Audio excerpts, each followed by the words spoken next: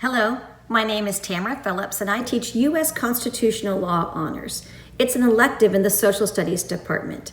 Students will be asked to read, interpret, and analyze every word of the U.S. Constitution, as well as engage respectfully in debate and classroom discussion on a daily basis. Students are required to have a 3-ring binder. It may be shared with other classes or individual to just this class, whatever suits the student's needs the best. The grades will be determined based on a point system, so students will easily be able to gauge the significance of an assignment based on how many points it has been assigned. If you have any specific questions, please feel free to email me at Tamara, T-A-M-A-R-A, .Phillips, P-H-I-L-L-I-P-S, at sdhc.k12.fl.us.